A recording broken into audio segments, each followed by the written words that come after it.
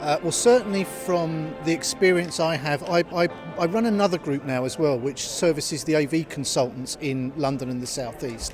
Only just got it started before the pandemic. And I've polled both the members of both groups about what we do later this year, and based on their confidence in what's going on with the vaccination programme, based on the fact that events like this are running and they're starting to see other events, live events being announced as going ahead, we were very keen to get back on the road later this year. Fortunately, for the user group, we don't run our events until September. So we've got a little bit more time to allow to see what happens, but we can feel fairly confident that we'll be able to go ahead with those. Consultancy group was a little bit different because we've got an event that was scheduled for July the 8th, and I was in two minds about whether we do another webinar or whether we try and go in person. And some of that was associated with finding a venue that would be willing to do it, working out what restrictions that we might have to work under, and then if the group members themselves would still be comfortable coming along and attending. And the reaction that we've had has been pretty positive. So I think we are. I think we're at the cusp of that transition back to, fortunately, in person again. I'm hearing mixed feedback. I don't think you'll see the death of the boardroom, because the C-suite at most big corporate enterprise organisations will still expect to meet there.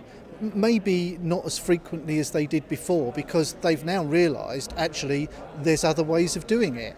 But I don't think they'll let the boardrooms go. Maybe the boardrooms that they've got will become multi-purpose and they'll allow other people to use them, because they'll be sitting there with no one using them for a lot of the year. Who knows?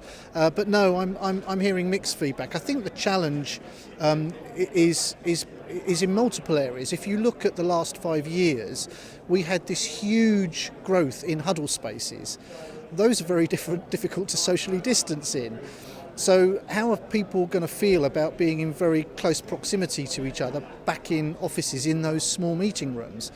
Maybe with the success of the vaccine programme, maybe people won't be worried. But that's about judging what the individual's going to feel when they go back to the office. And I don't think we know that yet for sure. I certainly believe that there's going to be a much greater hybrid environment than we've dealt with. You can see just by the organisations that have already gone out publicly and announced they're offering their employees a much more flexible working situation, a much more opportunity to work from home. So I think it's undoubted that we're going to enter a period of hybrid meetings. How much is in the office, how much is remote, how much is at home, how much is on the move, difficult to predict. And then you've got all the challenges that are associated with that. I think we've been lucky during the pandemic. Most people have been very forgiving about poor experience because it was thrust on them. I don't think they'll be so forgiving as we come out of the pandemic, and I think there's a lot of work still to do, but it's an opportunity. Yeah, I'm not convinced that the open space use for technology, particularly conferencing technology, is a good idea. That's just my personal opinion. And certainly if I was still working at the type of organisation I used to work for, I wouldn't be recommending that as an approach. Those spaces have got a use and got a purpose, and yes, you can still have screens in them and you can use them to collaborate in live with people. But I don't see using technology to connect with remote participants in those kind of spaces is the right approach. There's other spaces that are right for doing that, and it's just adapting what they've got and finding the right fit for them, for their organisation.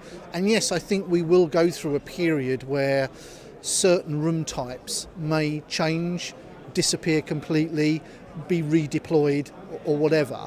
I think we will see that for a while. But yeah, I don't see the use of inappropriate spaces being a good way forward.